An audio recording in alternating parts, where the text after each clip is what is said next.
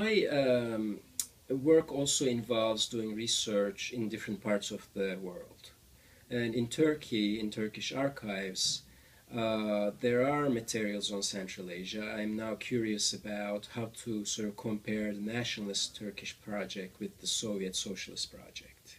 So I was in Turkey last summer and trying to do some archival work, and this happened at exactly at the same time as the Turkish protests started, happening. And there's a park in Istanbul called Gezi Park, where the Turkish government tried to turn into the park into some kind of shopping center, and people started with sort of environmentalist movement started protesting, and the Turkish police was quite brutal and started basically tear gassing these populations, young students.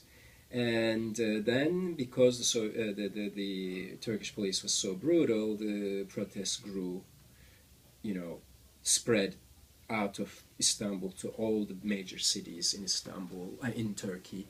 And police became, increasingly brutal. In fact, 5 young kids died.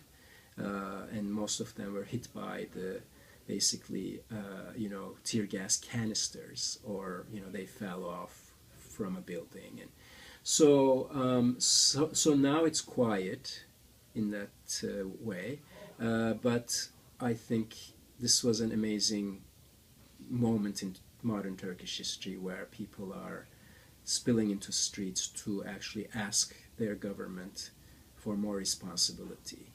And so it was an interesting moment for me to be there for about 15 days and experience this firsthand.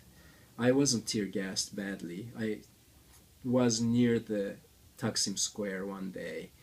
Actually, it's the second day of protests. So I smelled the tear gas and saw it, but it didn't hit me hard. But many of my family members and friends were tear gassed, and of all ages. I have friends whose 80-year-old parents were out there protesting.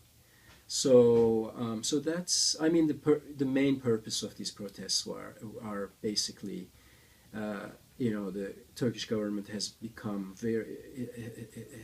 very oppressive and sort of heavy-handed, making decisions about abortion, motherhood, alcohol drinking, various other things without the public support. So and people are tired of it, and they're asking for more freedoms. And there's so much more to say about this, but this was what my experience was last summer firsthand.